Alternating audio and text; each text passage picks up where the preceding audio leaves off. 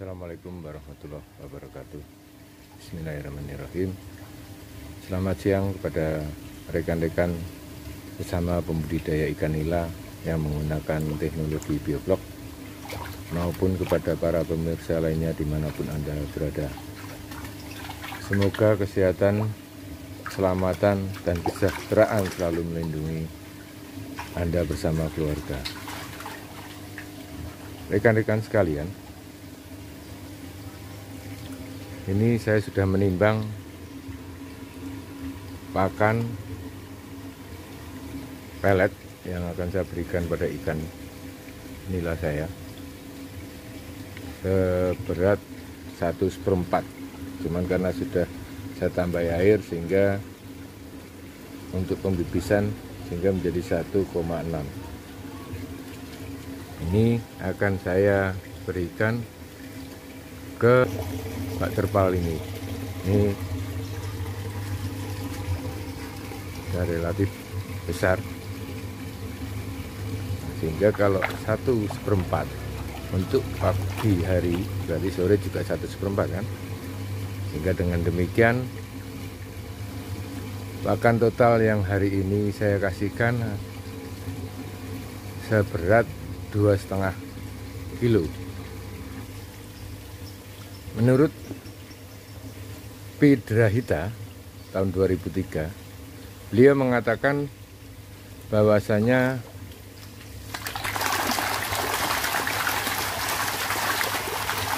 pelet yang kita berikan pada ikan ternyata hanya dikonsumsi sebesar 25 hingga 30%, sedangkan sisanya sebesar atau seberat 10 hingga 75% dibuang kembali oleh ikan menjadi limbah.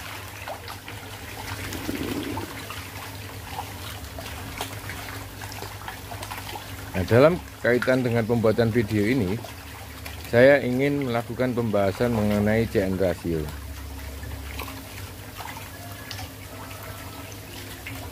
Di samping faktor pH air, aerasi, CN ratio ternyata menurut pengalaman empiris saya merupakan salah satu faktor terpenting atau kunci kesuksesan kita dalam berbudidaya ikan nila yang menggunakan sistem bioblok. Dalam kaitannya dengan CN ratio, Afni Meleh mengatakan jika pakan yang kita berikan dengan kandungan protein 30%, CN ratio karena pelet mengandung gula 50% adalah sebesar 10,4.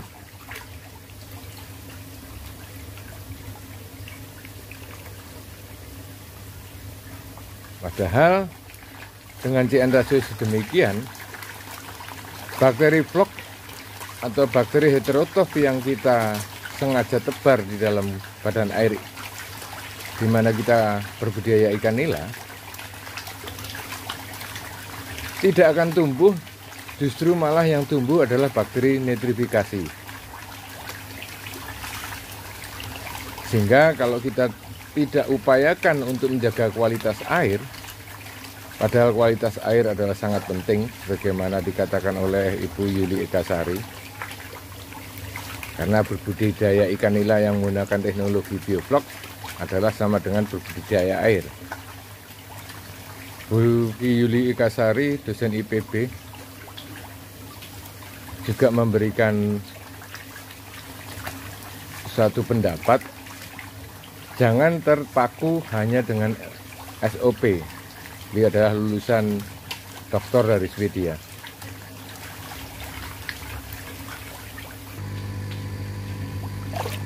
Sehingga dengan demikian, berdasarkan landasan teori-teori yang telah saya sebutkan, maka CN ratio harus di atas 10, sebagaimana dikatakan oleh Afni Meleh, penemu bioblok. Bisa 12, 13, hingga 20. Saya tidak akan berbicara rumus, karena itu bagi kita sangat memberatkan untuk dalam memahami. Hanya apabila kandungan 30% pelet yang kita berikan kepada ikan tersebut, maka penambahan unsur C adalah sebesar 3,3 ons.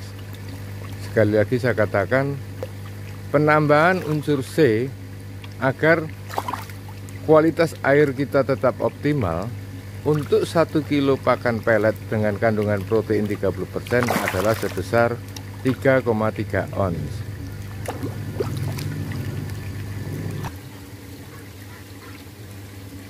Selain unsur C, agar bakteri heterotop yang sengaja kita tabur tadi dapat berkembang sebagaimana mestinya, menurut teori Hargreaves dikatakan bahwasanya harus ada penambahan alkali. Bisa pakai baking soda ataupun kapur dolomit CaMgCO3, dimana untuk setiap kilo pakan atau setiap 1 kilo pakan itu penambahan kapur dolomit adalah sebesar 1/4 kilo atau 0,25 kilo. Karena bakteri heterotop membutuhkan selain nitrogen yang berupa limbah tadi, juga membutuhkan bikarbonat sebagaimana diterangkan oleh Bapak Supono, ahli bioblok udang faname.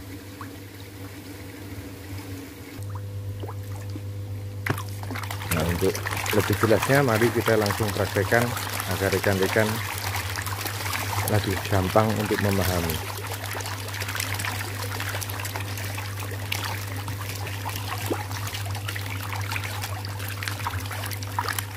Ini rekan-rekan, ini saya gunakan kapur dolomit atau kalsium CaMgCO3, dan ini gula pasir. Oh iya, kalau menurut hemat saya lebih baik kita gunakan gula pasir karena kandungan persentase unsur C nya sudah jelas sekitar 94 hingga hampir 100%. Sementara untuk molase ataupun tepung terigu kandungannya berbeda-beda tergantung ekositas molase tersebut, sehingga kita tidak mungkin mengetahuinya kecuali kalau kita terlebih dahulu melakukan cek di laboratorium. Namun itu tidak mungkin kan kita lakukan. Oh ya, dan saya menggunakan pakan 3 kilo tadi dengan penambahan unsur C maupun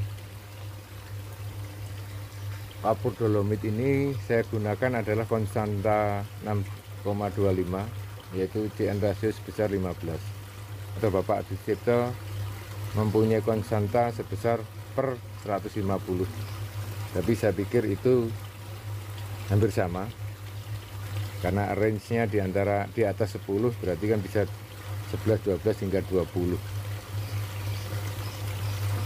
tergantung. Kalau lebih diterangkan lebih jelas oleh Agni Meleh yang mengatakan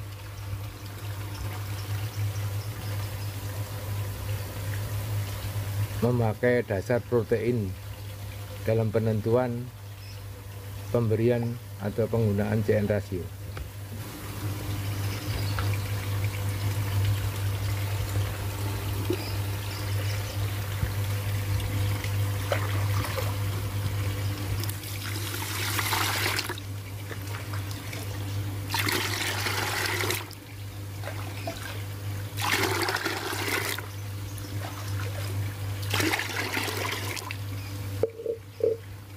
Kemudian kita aduk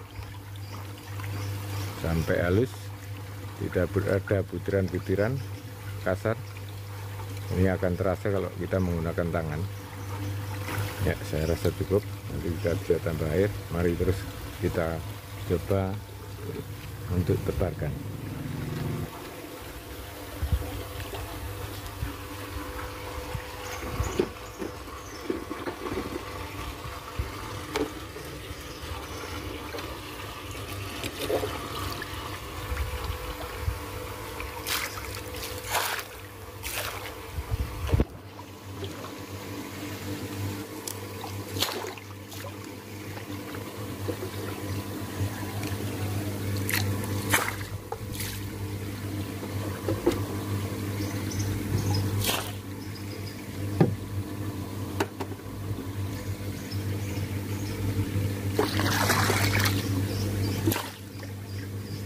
Beri kapur dolomit.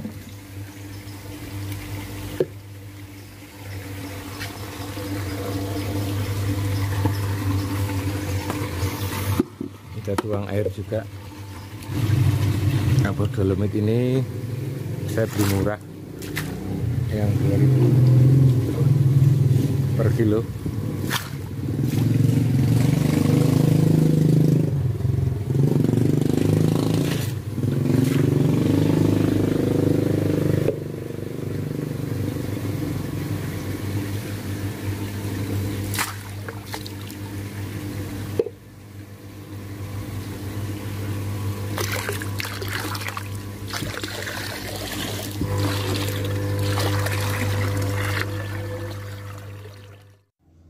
Ini keadaan pada sore hari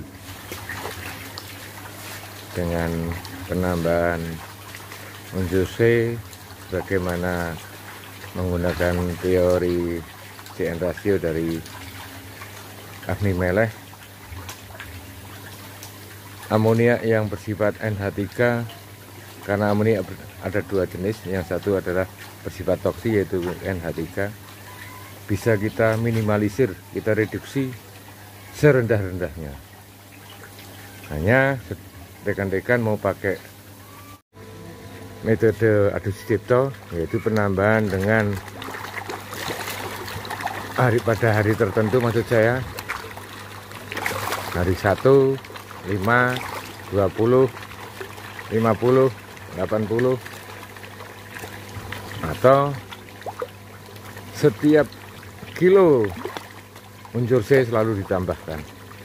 Itu serah pada rekan-rekan, karena semuanya tergantung kebijakan rekan-rekan dalam menyiasati biaya produksi yang secara otomatis akan terjadi.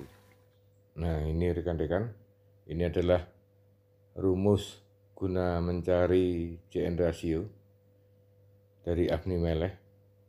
Apabila rekan-rekan menggunakan pakan protein berbeda, maka di baris kedua ada persentase protein, itu tinggal rekan-rekan ubah sehingga nanti rekan-rekan akan memperoleh berapa CN rasionya. Nah, ini adalah rumus atau konstanta Bapak Adi Sucipto yang menggunakan per 150 kali 100 mili, karena ini dipakai molase, sedangkan kalau untuk gula pasir dibagi 2 yaitu 50.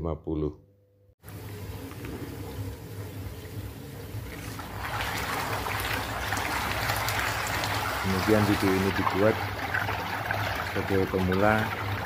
Saya menyadari bakalan tentu video ini jauh dari kesempurnaan, baik ada banyak kesalahan kata atau materi penyajian. Untuk itu mohon ditulis di kolom komentar, sehingga itu menjadi pembelajaran kita bersama, diskusi bersama, sehingga kita maju bersama memajukan aquaculture Indonesia. Kesempurnaan hanya milik Allah semata. Akhirul kalam, wassalamualaikum warahmatullahi wabarakatuh.